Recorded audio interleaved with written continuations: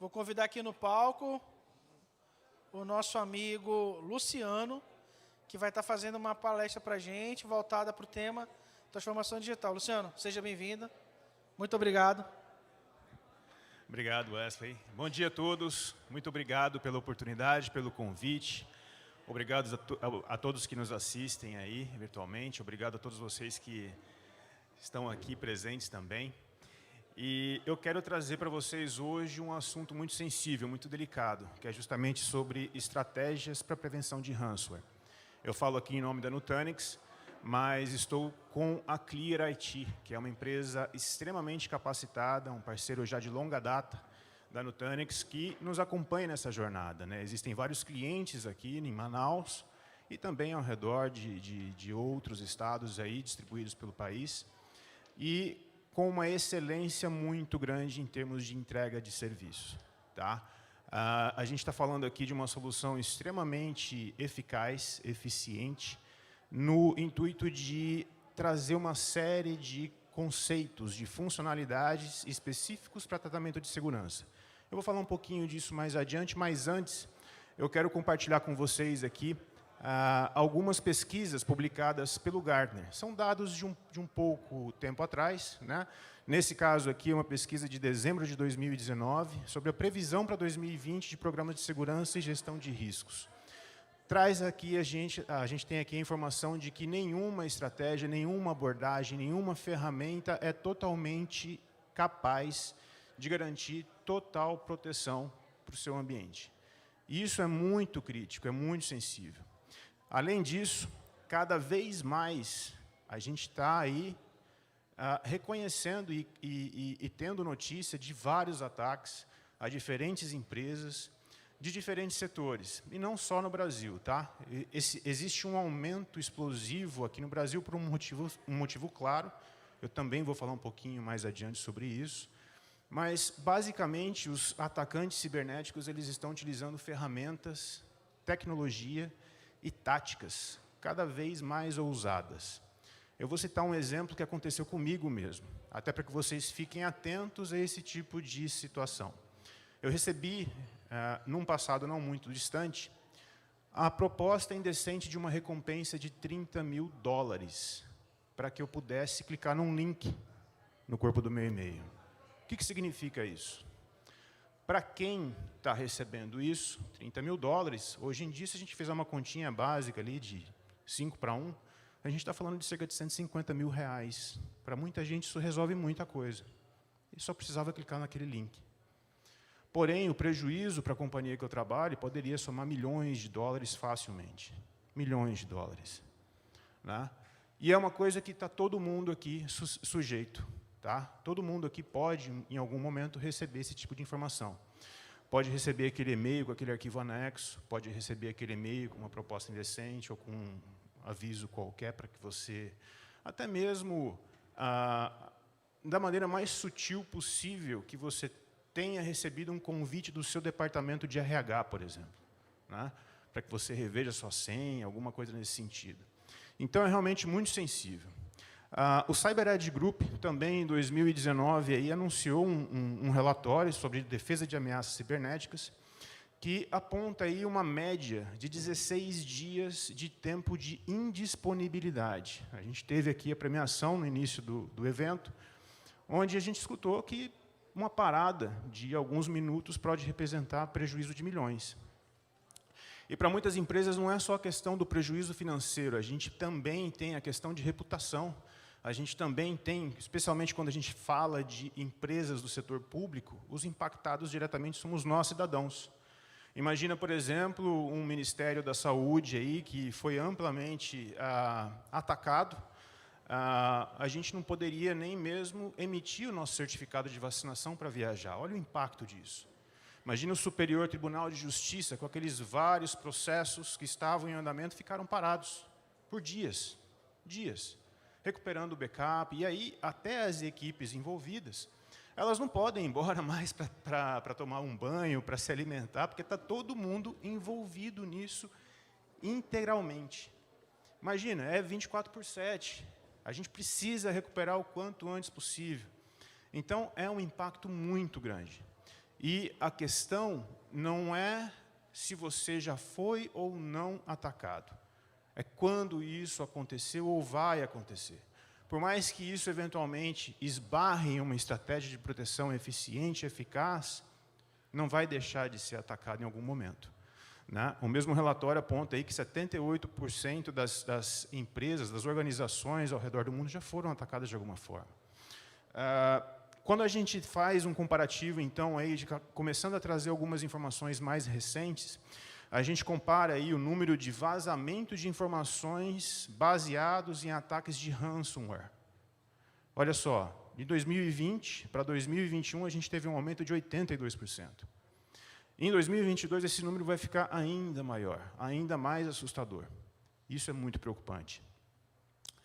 A gente também tem o nosso Centro de Prevenção, Tratamento e Respostas a Incidentes Cibernéticos de Governo. É uma instituição vinculada ao Gabinete de Segurança Institucional da Presidência da República, que vem publicando alertas aí constantemente. E esses alertas eles apontam com maior recorrência ataques cibernéticos do tipo de ransomware, sequestro de informações. Esses ataques, normalmente, eles exploram vulnerabilidades conhecidas em ambientes Windows e VMware.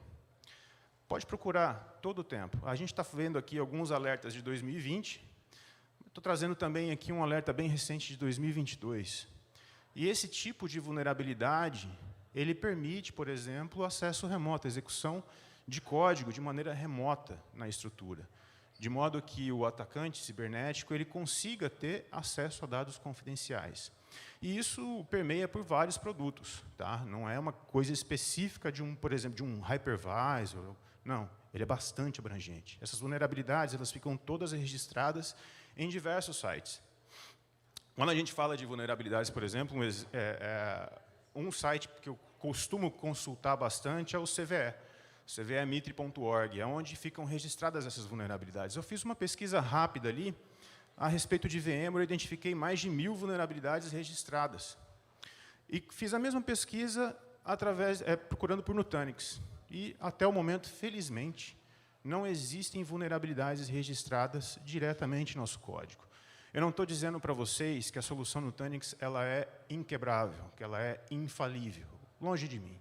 Até porque a gente sabe que existem vulnerabilidades paralelas. Existem clientes que utilizam Nutanix com tecnologia Microsoft, com tecnologia VMware. Eu tenho até 2 casos de exemplos de clientes que foram atacados por ransomware, com diferentes graus de impacto. Um deles utilizava VMware e teve toda a infraestrutura de virtualização corrompida, criptografada, ao ponto de ter que refazer toda a configuração do seu cluster. Isso traz um impacto muito grande, porque não é só questão de recuperação de backup. Tem todo o esforço para você trazer a sua infraestrutura de volta ao ar. O outro tinha lá todos os serviços de AD, DNS, armazenamento de arquivos, rodando em estrutura Microsoft Windows 2008. Eu não estou falando de um incidente de vários anos atrás, não. Não vou mencionar nomes, obviamente, razões óbvias, mas o cliente ficou até envergonhado de me falar qual era a versão da estrutura Microsoft. E, com isso, ele teve ali toda a parte de infraestrutura Microsoft criptografada, porém, as ferramentas da Nutanix contribuíram, uma vez que ele tinha ali planos de proteção bem definidos na estrutura, foi possível voltar o relógio no tempo até a última hora antes da criptografia dos dados. E, a partir daí, ele pôde apresentar essa estrutura para ferramentas de investigação, como, por exemplo, CyberArk, Trend, enfim. E tudo isso aí a gente permitiu que pudesse voltar de maneira mais rápida. Bom, segurança é responsabilidade de todos nós. Isso permeia não só dentro da organização, mas até mesmo dentro da nossa família, né? A gente tem que tomar cuidado e dedicar muita atenção até para aplicar aqueles treinamentos a toda a equipe, a todos os envolvidos, para mostrar, cara, não clica ali, não faz esse acesso a esse site malicioso. Tome muito cuidado quando for fazer compras de maneira eletrônica, que vem cheio de avisos de publicidade, muitas vezes suspeitos, inclusive. E a gente tem visto aí esse aumento explosivo de ataques cibernéticos. Não é só questão de ransomware, né? Existem outras estratégias também. Lembrem que cada vez mais os atacantes cibernéticos eles vão utilizar de diferentes ferramentas, diferentes táticas, né? E existe uma razão por esse aumento ter realmente explodido aqui no Brasil, tá?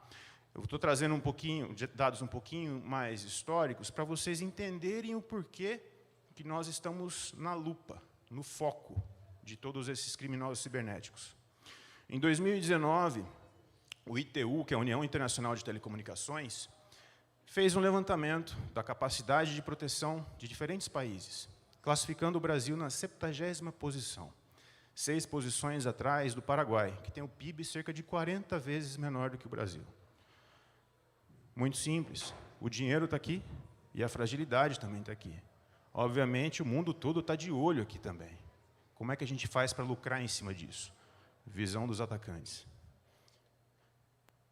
Quando a gente trata a questão de segurança, é muito complicado, embora, no entanto, a gente tenha uma dificuldade natural de gerenciamento de soluções compostas, muito complexas, com diferentes tecnologias, existe um impacto e uma necessidade muito grande de você manter essa estrutura totalmente atualizada, com áreas de conhecimento específicos.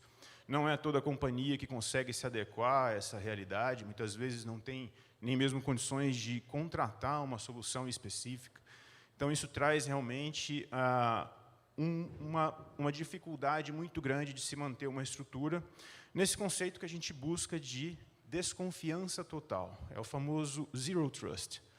Ou seja, todas as comunicações internas da companhia, especialmente no modelo atual, pós-pandemia, que muitas empresas têm que adotar o modelo híbrido de trabalho, é muito importante que a gente faça uma investigação profunda de tudo aquilo que percorre, e tudo aquilo que permeia em nossa infraestrutura de comunicação e de dados.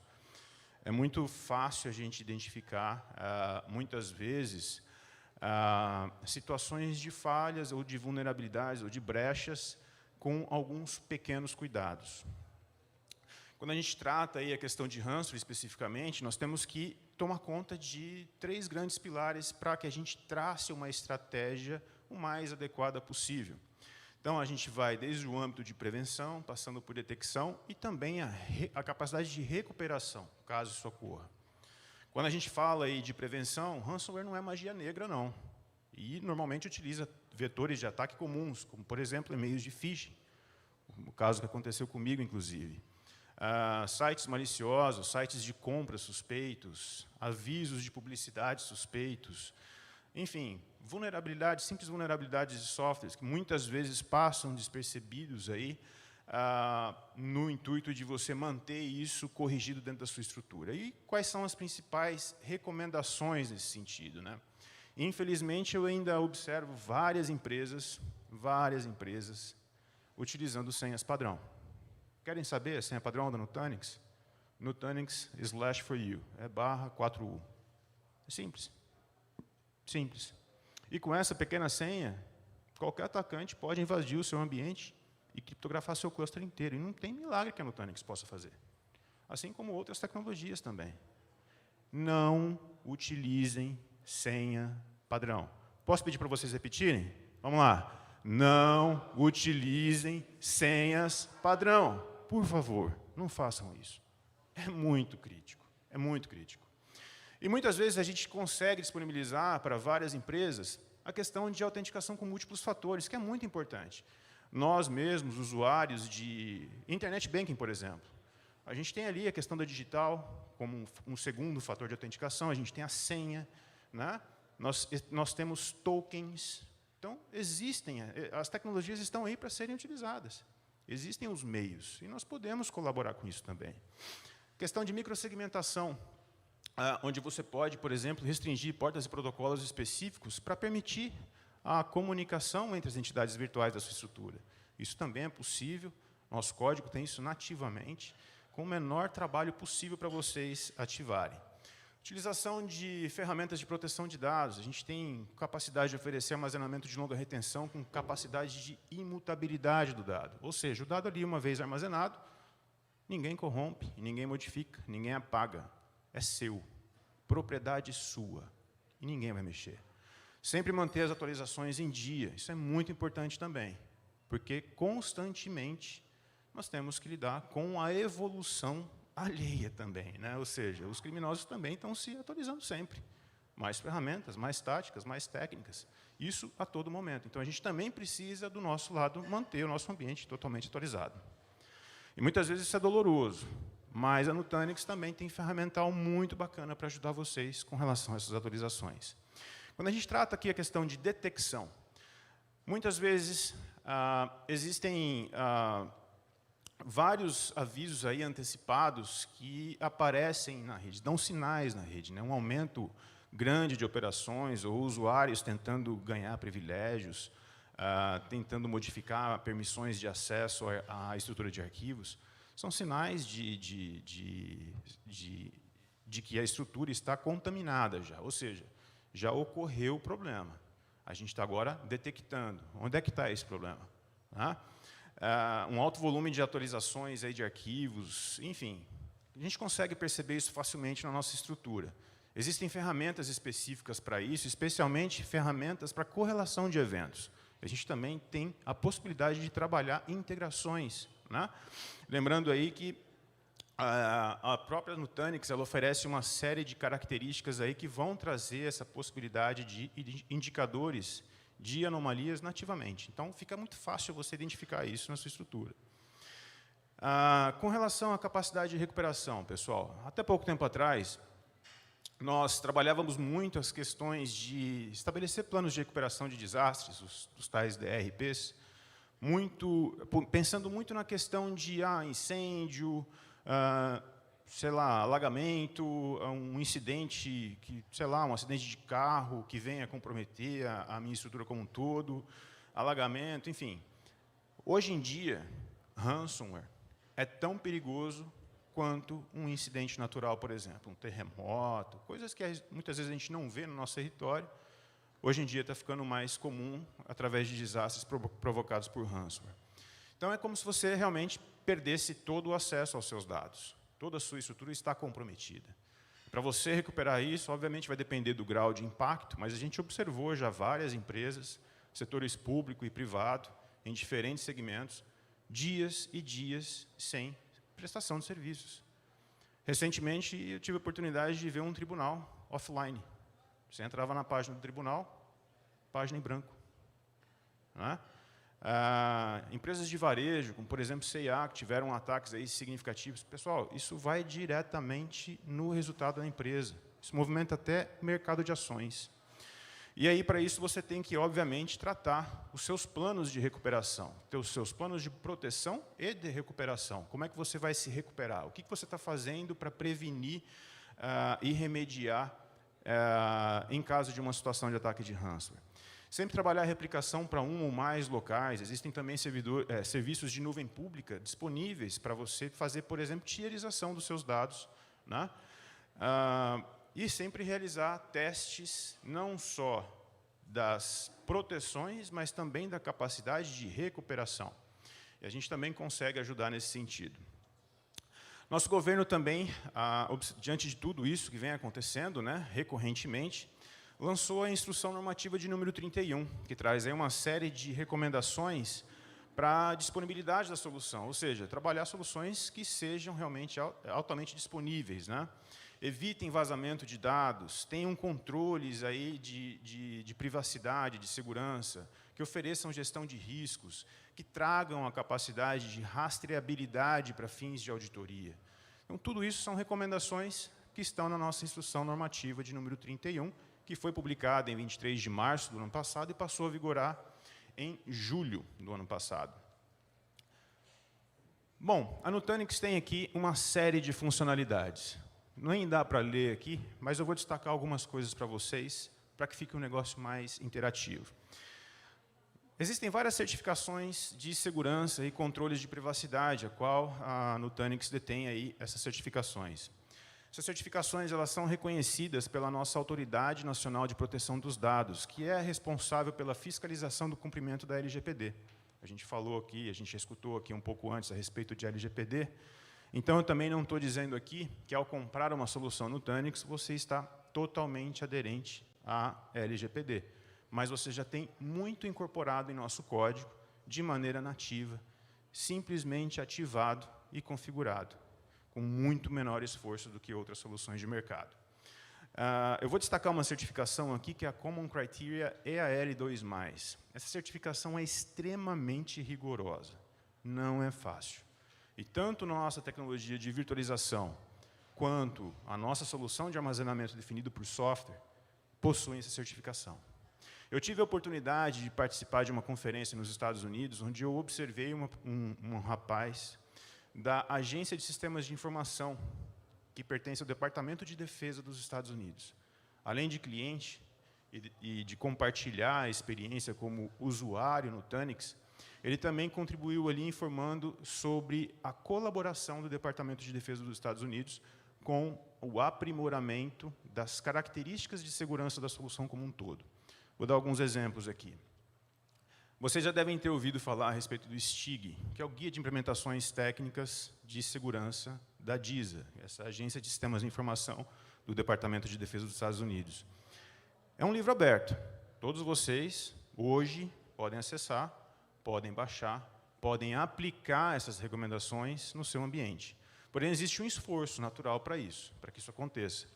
E não é simples, porque segurança é uma coisa muito sensível. Se a gente fecha uma porta, eventualmente a gente está impedindo uma aplicação de funcionar, um usuário de trabalhar. Então, tudo isso tem que ser aferido com muito cuidado, com muito carinho, né? E no Nutanix, a gente tem scripts executados como simples linha de comando, que vão permitir a configuração de um ambiente avançado de detecção de intrusão, tal do AIDE. Essa ferramenta, essa solução, ou esse conceito, na verdade, permite que, uma vez implantadas as configurações do STIG, você crie um baseline, um padrão de configuração de segurança. A partir daí, são feitas recorrentes verificações das configurações de segurança. Quaisquer desvios que comprometam aí o acesso ao bootloader da máquina, permissão de acesso a algum arquivo de configuração da estrutura que venha comprometer a segurança do seu ambiente como um todo, a solução reconhece isso automaticamente, volta ao estado original, sem a necessidade de intervenção de um administrador. O que nós queremos aqui é elevar o seu foco e o seu esforço para se concentrar nas aplicações, no seu negócio. Deixa que essa parte de baixo a gente toma conta para vocês. A gente também tem possibilidade de trabalhar armazenamento de arquivos, com controle de auditoria, indicadores de anomalias.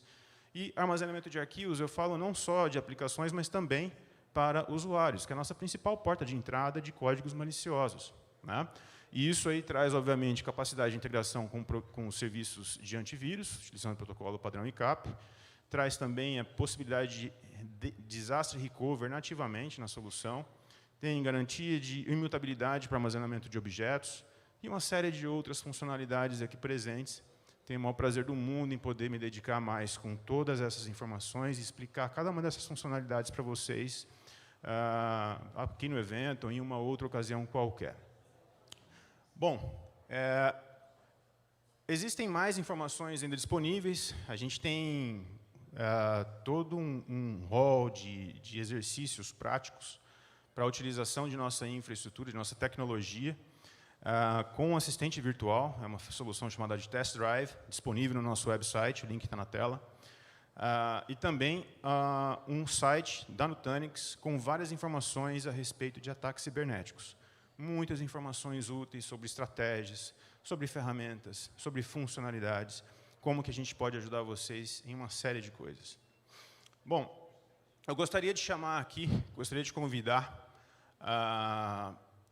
o Adonai Fernandes, que é um líder técnico, visionário, que teve a oportunidade, aliás, eu tive a honra de fazer a primeira prova de conceito, isso lá em 2014.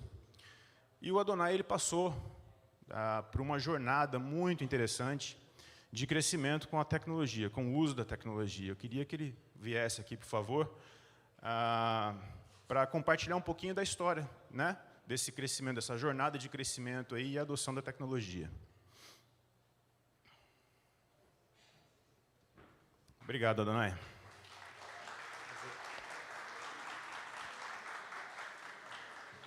Adonai, por favor, apresente-se e conte para a gente um pouquinho dessa jornada de crescimento aí e adoção da tecnologia, como é que foi, dos desafios, enfim, fica à vontade.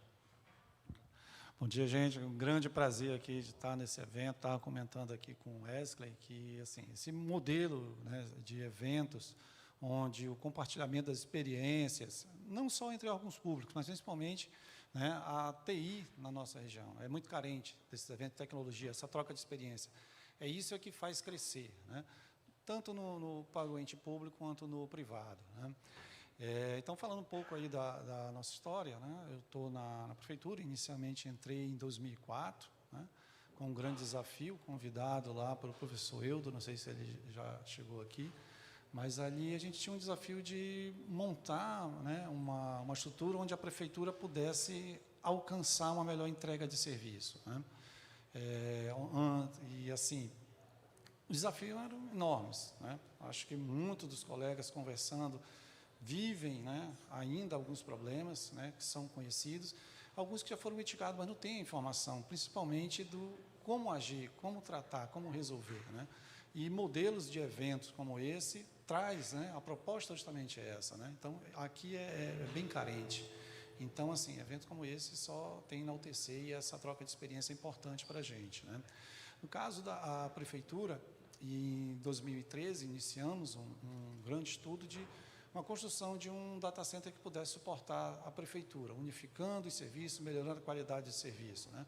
E naquela época a gente buscava melhoria, principalmente da disponibilidade do serviço, que era um dos gaps que afetava a entrega do serviço para o cidadão na ponta, né. A gestão administrativa era afetada, o cidadão era afetado, né. Então, identificando, fizemos todo o mapeamento e o ponto principal era ter uma infraestrutura que tivesse alta disponibilidade, tivesse essa resiliência, né, e principalmente escalabilidade para poder crescer da forma correta, né, porque o ente público, né, a dificuldade do investimento está atender os processos, né, processos de lei, que não são tão rápidos, né. Então, essa burocracia, ela segura um pouco o rápido crescimento do ente público, né. Então, quando você trabalha com projetos de qualidade, né, meu amigo Ácia aqui, que também aí teve esse grande desafio, o professor Camelo aqui, outro gestor importante na nossa região, sabe do que eu falo, porque é um grande desafio quando você tem um projeto de alta abrangência, né. A ACE viveu isso nos projetos da saúde, desbravar esse grande interior, as dificuldades que tem, você poder analisar um projeto dando um olhar sistêmico, né, de forma a mitigar os problemas existentes. Isso é muito trabalhoso, mas o maior prazer é você entregar depois no final, ver o cidadão atendido, né, com aquela qualidade que você planejou. Isso é que faz diferença, isso é que motiva a gente, né, a seguir. E tínhamos esse desafio lá em 2013, então começamos a pesquisar, identificamos os projetos, fomos buscar tecnologia que atendesse esses requisitos, alta disponibilidade, a escalabilidade, né? E principalmente que a gente pudesse entregar o de valor para o cidadão. Buscamos, pesquisamos, estávamos naquele momento, acho que inclusive todos os órgãos na época utilizavam tecnologia de 3 camadas, né? Que era o padrão, né?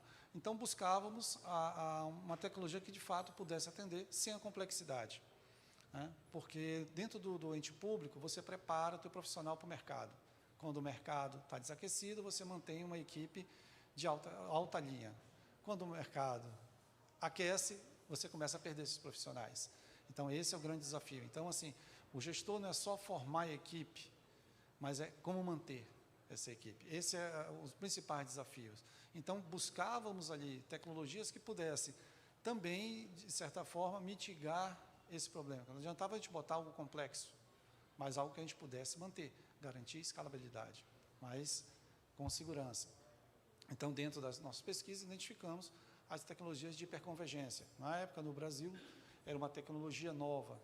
Não existia nenhum ente público ou privado que, na época, tivesse a solução, porque criamos um modelo de avaliar as soluções já com resultados práticos.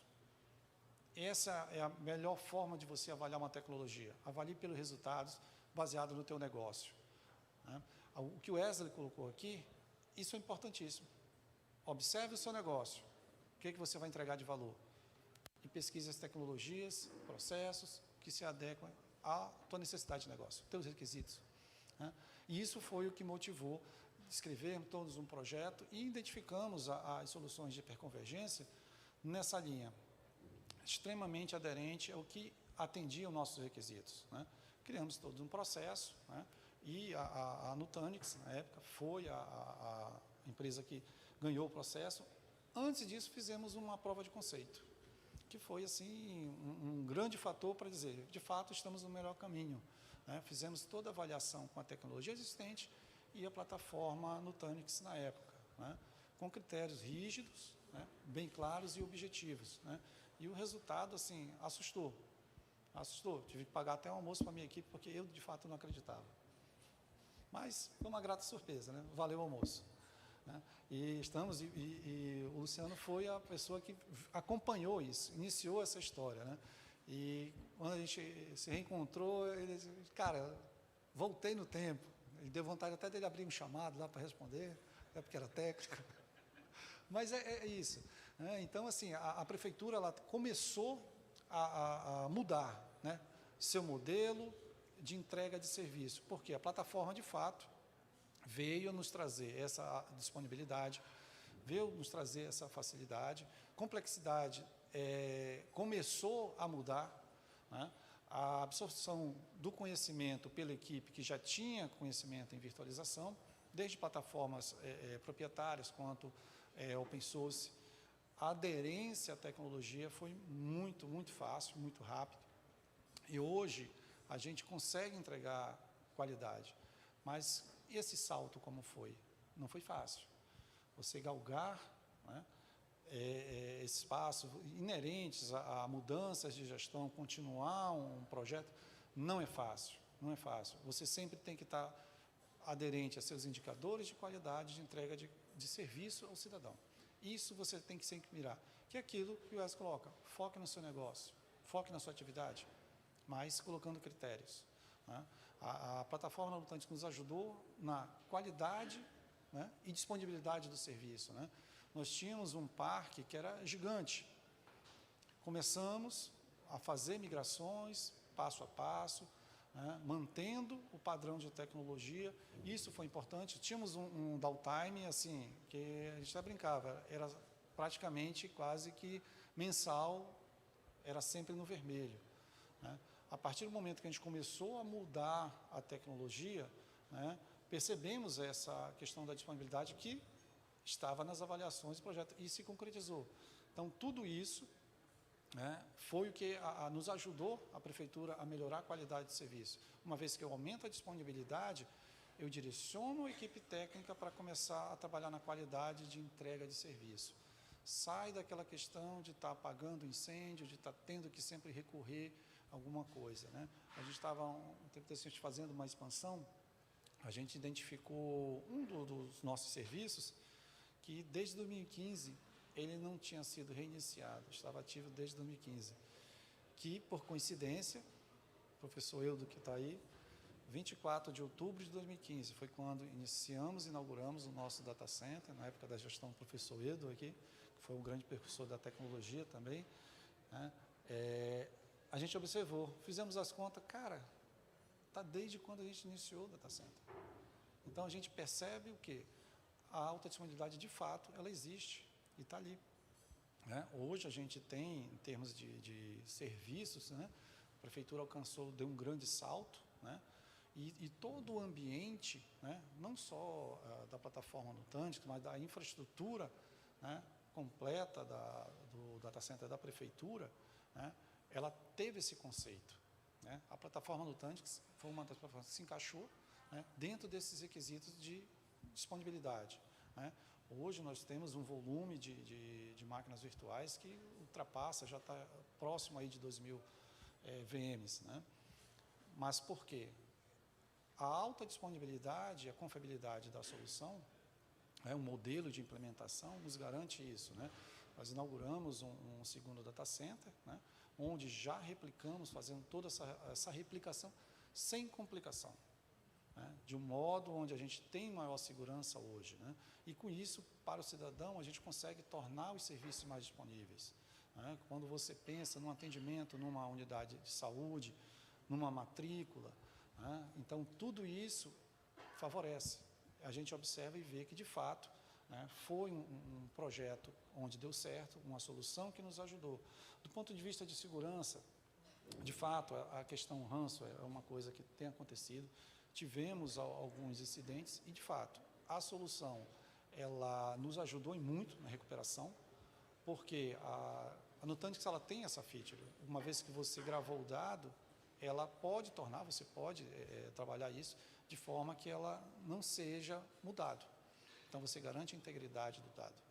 Tá? Então, isso favorece, né, as equipes em termos de proteção, né, que hoje eu recomendo, de fato, você analisar, mitigue o máximo possível.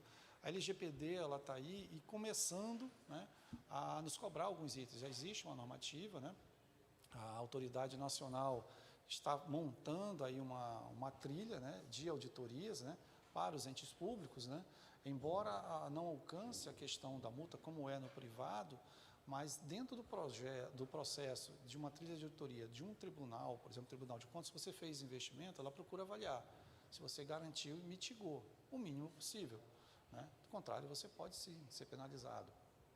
É um processo administrativo, né?